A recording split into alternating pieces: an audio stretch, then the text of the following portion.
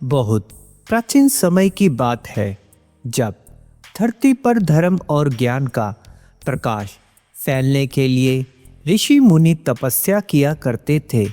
उन्हीं महान ऋषियों में से एक थे महर्षि भारद्वाज। उनका आश्रम घने वनों के मध्य स्थित था, जहाँ दूर दूर से शिष्य शिक्षा प्राप्त करने आते थे। कहा जाता है कि महर्षि भारद्वाज का जन्म एक दिव्य संयोग से हुआ था। उनके पिता महर्षि अत्रि के कुल से थे और वेदों के महान ज्ञाता थे। जब वह बालक थे तब ही उन्होंने अद्भुत तेज प्राप्त कर लिया था। वे घंटों ध्यान में लीन रहते और छोटी उम्र में ही उन्होंने वेदों और शास्त्रों का गहन ज्ञान प्राप्त कर लिया था।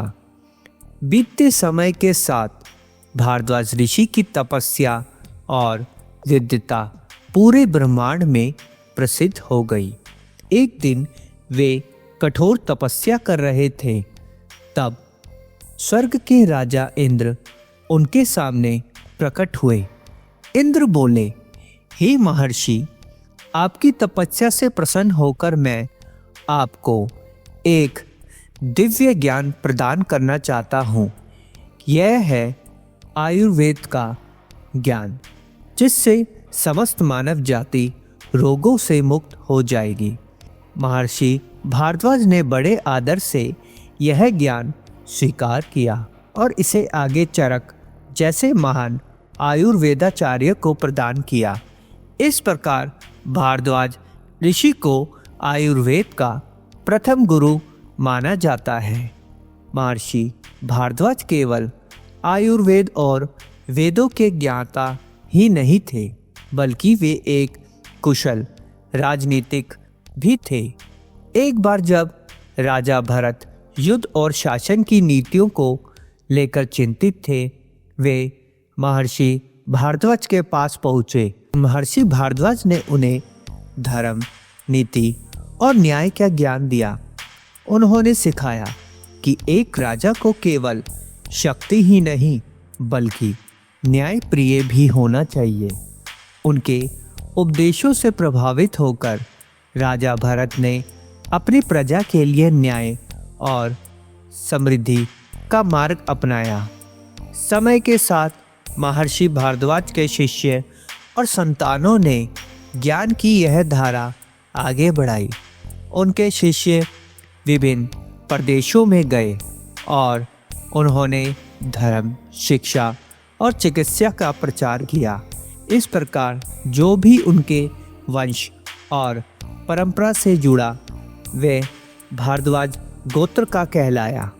कहा जाता है कि भारद्वाज गोत्र के लोग विशेष रूप से देवी विद्रुक्षिणी और देवी कालिका की उपासना करते हैं।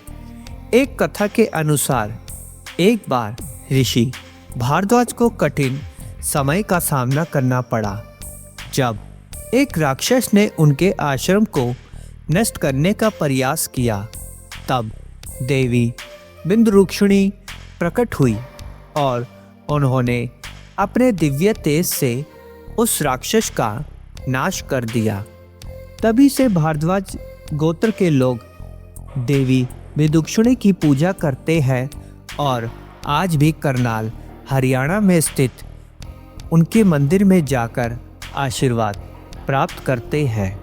महर्षि भारद्वाज केवल एक ऋषि ही नहीं, वे एक युग थे। उन्होंने वेदों, आयुर्वेद, राजनीति और धर्मशास्त्र में जो योगदान दिया, वह आज भी हमारे लिए जीवन का मार्गदर्शन करता है। यदि आप भारद्वाज गोत्र से जुड़े हैं तो गर्व से कहें कि आप उस महान परंपरा का हिस्सा है जिसने ज्ञान और धर्म का प्रकाश फैलाया।